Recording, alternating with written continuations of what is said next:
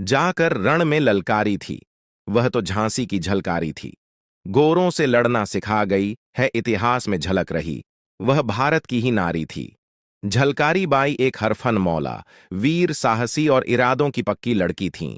उनकी वीरता का एक किस्सा है। एक बार की बात है, बचपन में उन्हें लकड़ी काटने के लिए भेजा गया। जब वो कुल्हाड़ी से लकड़ी काट रही थीं, तभी उनके सामने तेंदुआ आ गया। उन्होंने बिना डरे वीरता से अपनी उसी कुल्हाड़ी से तेंदुए को भी काट दिया। रानी को झलकारी की ये अदा बहुत पसंद आई। युद्ध के मैदान में रानी की ढाल बनकर खड़े रहना और एक सखी की तरह उनकी बातों को सुनना, ये सारे गुण झलकारी में थे। 1857 की लड़ाई तो इतिहास के पन्नों पर अमर है।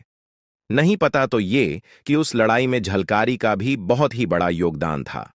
दरअसल हुआ ये था कि रानी लक्ष्मीबाई का किला अभेद था, लेकिन एक गद्दार की वजह से अंग्रेजों ने रानी के किले पर हमला कर दिया, और जब रानी अंग्रेजों से चारों तरफ से घिर गईं, उस समय झलकारी ने रानी की जगह लेकर कहा, आप जाइए, मैं आपकी जगह इनका सामना करती हूं। झलकारी रानी के भेष में लड़ते लड़ते जनरल ह्यूरोज के हत्थे लग गईं, तो उसे लगा कि उसने रानी लक्ष्मीबाई को पकड़ लिया। तभी झलकारी हंसने लगी, तो ह्यूरोज ने कहा कि ये लड़की पागल हो गई है।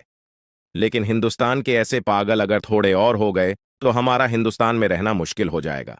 जनरल ह्यूरोज के पकड़ने के बाद झलकारी का अंत मतभेद बना हुआ है। कोई नहीं जानता कि ह्यूरोज ने झलकारी को छोड़ दिया था या मार दिया था, क्योंकि अंग्रेज किसी भी क्रांतिकारी को मारे बिना छोड़ते नहीं थे।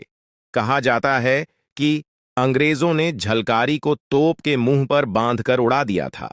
भले ही इसका प्रमाण नहीं है, लेकिन इस बात का प्रमाण है कि झलकारी की वीरता और साहस के चलते अंग्रेज उन्हें कभी भुला नहीं पाए थे।